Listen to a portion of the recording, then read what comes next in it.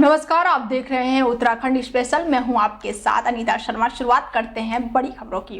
उत्तराखंड के चमोली जिले के हिमखंड होने से 55 मजदूर फंस गए थे, जिसमें से कई लोगों का रेस्क्यू भी कर लिया गया है। उत्तराखंड के मुख्यमंत्री पुष्कर सिंह धामी आपदा स्थल पर पहुंचकर वहां अधिकारियों से रेस्क्यू के बारे में जानकारी भी ली है। उनके बाद से सीएम ने मीडिया से बात करते हुए इस बारे में जानकारी देते हुए कहा कि कई लोगों को रेस्क्यू कर लिया गया है। सभी रेस्क्यू टीम लगाई हुई है और जल्द ही बचे हुए मजदूरों को अभी रेस्क्यू कर लिया जाएगा। सरकार हर संभव प्रयास कर रही है। मौसम खराब होने के चलते दिक्कतें आ रही हैं।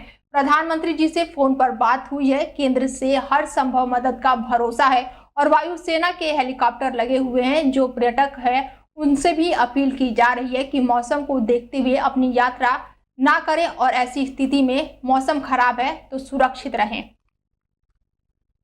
देखिए, क्योंकि वहां पर 8 कंटेनर थे, 8 में से 5 ट्रेस हो गए हैं और जो 14 लोग प्रातःकाल मिले हैं वो भी कंटेनर के अंदर से ही मिले हैं। तो अभी 3 कंटेनरों को खोजने का काम चल रहा है और उस पर सभी एक्सपर्ट जितने प्रकार के भी होते हैं जो और रडार की के लिए भी जो है उस पर भी रडार भी वहां पर अपना काम करे, उसके लिए भी व्यवस्था बनाई जा रही है। क्योंकि जो निकले हैं उनमें से 1-2 लोगों की थोड़ा सा गंभीर स्थिति भी है, लेकिन क्योंकि स्वास्थ्य सेवाएं भी तत्काल मिल रही हैं, एएमसी के लोग भी लगे हैं, हमारे स्वास्थ्य विभाग के लोग भी लगे हैं, सबको अस्पतालों में जल्दी से भर्ती कराया जा रहा है और हेलीकॉप्टरों के द्वारा जल्दी से जल्दी उनको रेस्क्यू अभियान पूरा करके जो है सुरक्षित स्थानों पर ले जाए। अधिवक्ता संशोधन बिल के खिलाफ अब वकील लामबंद हो गए हैं। नैनीताल में शनिवार को अधिवक्ताओं ने केंद्र सरकार के खिलाफ जमकर नारेबाजी की और संशोधन बिल का विरोध किया। इस दौरान जिला अदालत के सभी अधिवक्ताओं ने पूर्ण रूप से कार्य बहिष्कार करते हुए केंद्र सरकार अधिवक्ताओं ने कोर्ट परिषद के सामने प्रदर्शन करते हुए अधिवक्ताओं के हड़ताल के चलते रजिस्ट्री नहीं हो पा रही है, जिससे यहाँ आने वाले दर्जनों लोगों को रोजाना काफी परेशानियां उठानी पड़ रही है। अधिवक्ता दया किशन ने कहा है कि सरकार से प्रदेश के मुख्यमंत्री से बात चल रही है। उन्होंने आश्वासन दिया है कि जल्द ही पुरानी व्यवस्थाओं को लागू किया जाएगा। सरकार से हमारी मांग है, जो भी ऑनलाइन प्रक्रिया यहाँ पर हो रही है उसको बंद करके जैसे पहले चलता था वैसे ही यहाँ पर चलाया जाए। और ऑनलाइन करने से हमारे बहुत सारे दस्तावेज लेखक, स्टाम्प वेंडर्स और एडवोकेट, इनके सबके रोजी रोटी पे संकट आएगा। और सरकार से हमारी यहाँ पर ये मांग है, हमने खुद भी यहाँ पर को अनेक माध्यमों से माननीय मुख्यमंत्री जी को कल ज्ञापन भी भेजा है और निश्चित रूप से हमारी मांग पर विचार होगा, ऐसा हमारे सरकार के जो भी लोग हैं उनके द्वारा हमें आश्वस्त किया गया है। हमीरपुर जिले में संयुक्त पटवारी एवं कानूनगो महासंघ ने शुक्रवार से अनिश्चितकालीन हड़ताल शुरू कर दी है। पटवारी और कानूनगो अपने अपने पटवार सर्किल बंद कर तहसीलों में धरने पर बैठ गए हैं और इस दौरान वो केवल आपदा प्रबंधों से जुड़े कार्य ही करेंगे, जबकि अन्य सभी राजस्व कार्य पूरी तरह से ठप रहेंगे। राजस्व कर्मचारी और अधिकारियों का विरोध स्टैंड कैडर के निर्माण को वापस लेने और भर्ती पदोन्नति नियमों में संशोधन करने को लेकर महासंघ का कहना है कि बलवन कमेटी की रिपोर्ट में कानूनगो से नायब तहसीलदार पद पर पदोन्नति कोटा 60% से बढ़ाकर 80% करने की सिफारिश की गई थी, लेकिन सरकार इसे लागू नहीं कर रही है। जैसे हमारा डिस्ट्रिक्ट कैडर से कन्वर्ट करके ना स्टेट कैडर तो कर दिया, परंतु जो हमारी मांगे हैं वो पूरी नहीं की। जबकि हमारे से इनका पहले ही बातचीत हुई थी कि जब भी आप स्टेट कैडर करना पड़ेगा आपको विश्वास लेकर करेंगे और जो आपकी मांगे हैं वो पूरी करेंगे। लेकिन हमारी जो एक बलवान कमेटी की मतलब जो बनी है हमारी, वहाँ जो भी हमारी मांगे हैं उस बलवान कमेटी के अंदर ही डाली गई हैं, उनको एक भी पूरा नहीं किया। और जिनमें हमारी सबसे बड़ी प्रमुख मांग है कि जो हम जब प्रमोट होते हैं तो नायब का कोटा जो हमें अब इस वक्त 60% रखा है, जबकि हमारा 80% होना चाहिए और उसमें हमें ए और बी और सी क्लास दी गई है, जबकि ए और बी और सी में हमें बिल्कुल। बारिश के साथ आई आंधी से खटीमा नगर पालिका क्षेत्र में एक घर का टीन शेड गिर गया, जिसमें एक परिवार बुरी तरह से दब गया। उसकी चीख पुकार सुनकर पड़ोसियों ने मौके पर पहुंचकर उसको बाहर निकाला। वहीं परिवार का कहना है कि वो बहुत गरीब आदमी है, एकमात्र लड़का उनका कमाने वाला है। उन्होंने सरकार से गुहार लगाई है कि प्रशासन उनकी मदद करे। तूफान आया बहुत तगड़ा और बिजली गिरी तो जो से नीचे गिर गया। हम लोग अंदर फंसे हुए थे, पड़ोसी निकाला हमें, और हमें बहुत गरीब इंसान कहाँ से क्या करें, कोई इंतजाम है नहीं। एक लड़का है कमाने वाला, उसके 2 छोटे से बच्चे हैं और वो अकेला कमाता, हमसे कमा नहीं आता। हम 2 मियाँ बीवी हैं मात्रा, और वो है। और आप सरकार हो, आप नहीं देखो तो फिर कौन देखेगा। और हमारे में इतना भी नहीं है जो आज खा शाम को मतलब कर लें। 100-200 कमा लाते, वो लड़का खर्चा कर लेता है बेचारा। हमारे बस की बात है नहीं जो हम कमा के अपने कुछ कर लें। अब आप ही देखो हमारी तरफ, हमारे हालात को देखो, हमारे घर मकान को देखो। हमारे बच्चे दब गए थे, पड़ोसी निकाला हमें, ना हम दबूनी मर जाते दब के। ये जो हादसा हुआ है, ये बहुत 5:30 बजे ये घर पर रोड पे पीटे, मेरे घर पे आए, बोले ये पड़ोसी ने बचा लिया इनको, और पड़ोसी ने बचाया तो ये तो दबी गए थे, मगर ये किसी आमने सामने वालों ने सारों ने बचा लिया इन्हें। और ये चाहते हैं सरकार। जिला बिलासपुर के घुमरावी विकास खंड कार्यालय में उपमंडल स्तरीय विकासात्मक कार्यों की समीक्षा बैठक आयोजित की गई, जिसकी अध्यक्षता नगर नियोजन, आवास एवं तकनीकी शिक्षा मंत्री राजेश धर्माणी ने की। बता दें कि बैठक में विभिन्न विभागों के अधिकारी और कर्मचारी उपस्थित रहे। मंत्री ने सभी विभागों को निर्देश दिए कि विकास कार्यों को निर्धारित समय सीमा में पूर्ण किया जाए और जनहित की योजनाओं को प्रभावी ढंग से लागू किया जाए। बैठक में राजस्व, खनन, जल शक्ति, लोक निर्माण, परिवहन, आयुर्वेद विभाग की प्रगति रिपोर्ट प्रस्तुत की गई।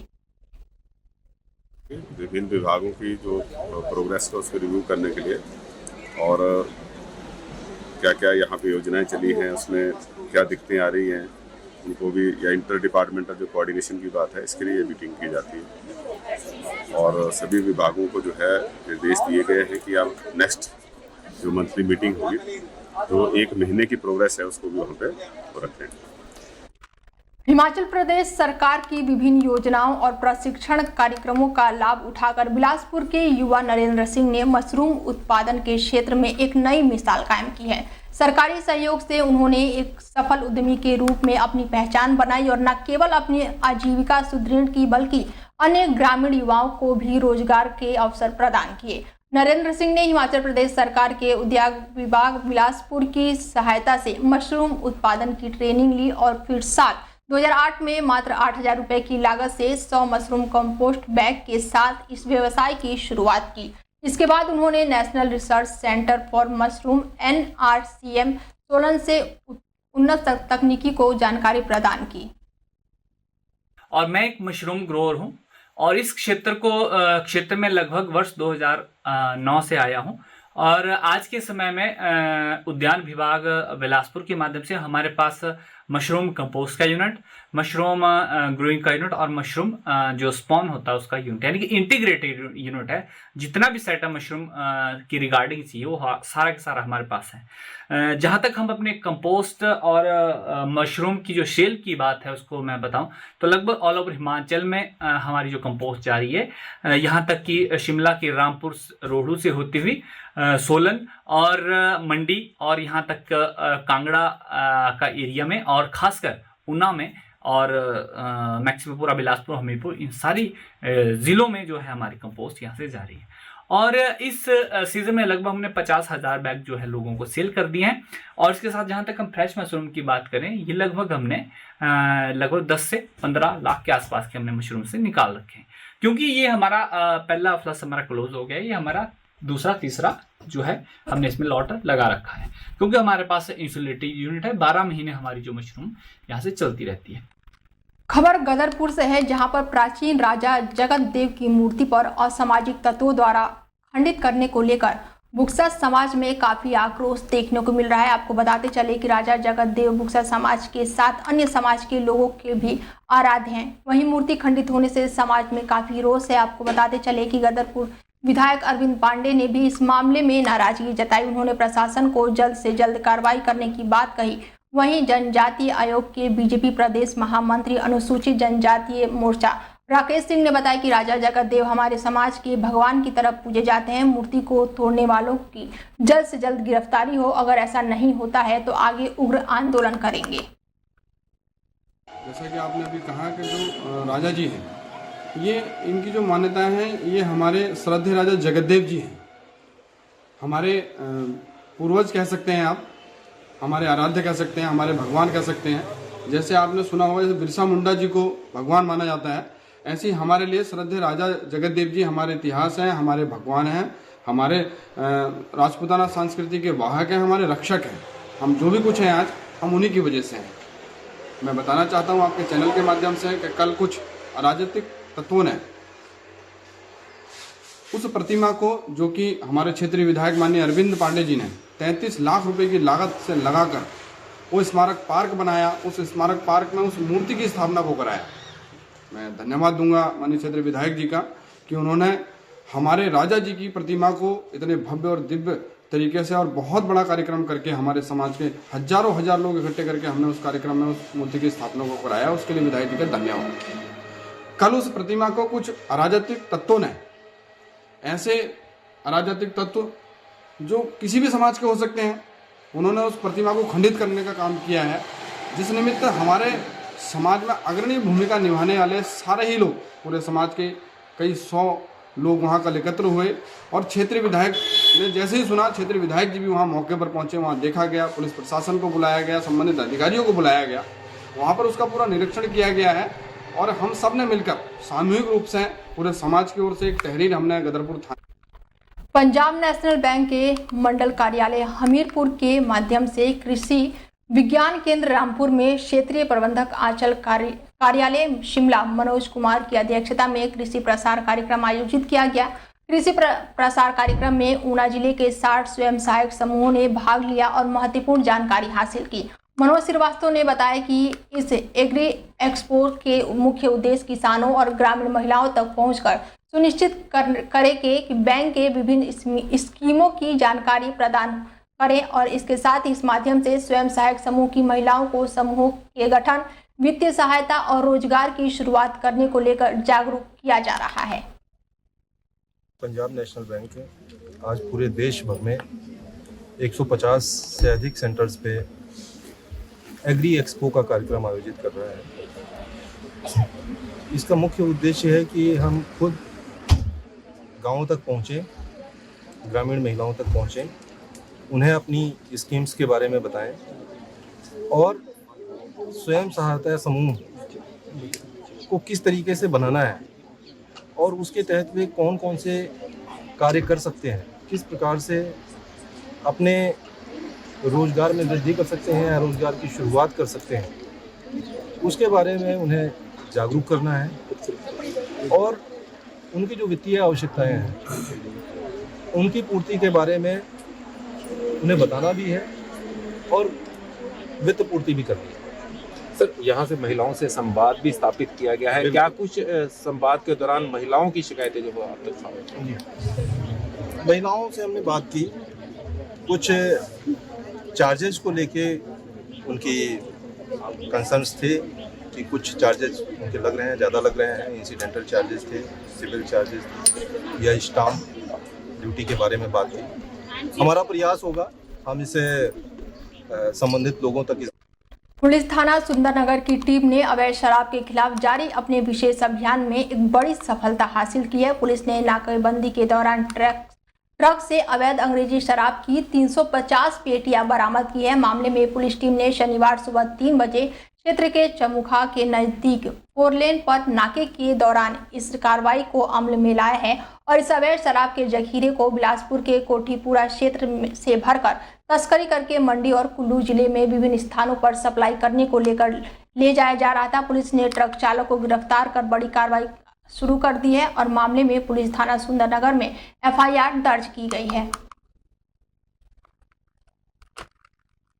जिला मंडी को शिमला में जोड़ने वाली महत्वपूर्ण सड़क मार्ग पर अब गाड़ियां सर पर दौड़ेंगी। इस सड़क मार्ग के डबल लेन निर्माण की बड़ी बाधा दूर हो गई है। इसके अंतर्गत इस सड़क मार्ग को डबल लेन करने के लिए फॉरेस्ट क्लीनर्स मिल गया है। अब आपको बता दें कि सालपड़ तत्पानी सड़क को डबल लेन करने के लिए केंद्र सरकार ने 219 करोड़ की राशि साल 2018 और 19 में स्वीकृति की थी।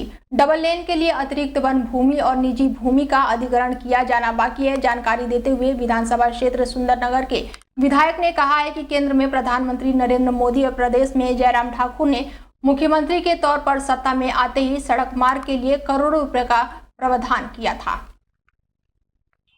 सलापड़ तत्ता पानी वर्षों से जिसका जिक्र आता था, लेकिन जब केंद्र में नरेंद्र मोदी जी की सरकार आई और हिमाचल में भारतीय जनता पार्टी की जयराम जी की सरकार आई और सुंदरनगर की जनता ने जब मुझे अपने सेवक के रूप में चुना, तो मैंने भारत सरकार से, केंद्र से इस एकमात्र सड़क के लिए, सलापड़ तत्ता पानी के लिए 219 करोड़ रुपए जो है वो CRF में मंजूर करवाया। और ये सड़क जहां हमारे विधानसभा क्षेत्र के विभिन्न पंचायतों को जोड़ने वाली ये सड़क सलापड़, दोहाल, बटवाड़ा, हमारी धनियारा, हाड़ाबोई, सोजा, ऐसी सारी पंचायतों को जोड़ने का काम कर रही है। वहीं उसके साथ हमारा धार्मिक आस्था का जो स्थल है तत्ता पानी, उससे भी जोड़ रही है और सामरिक दृष्टि से भी ये सड़क बहुत महत्वपूर्ण। फिलहाल बुलेटिन में इतना ही। खबरें लगातार जारी रहेंगी। देखते रहिए DL 24 भारत। नमस्कार।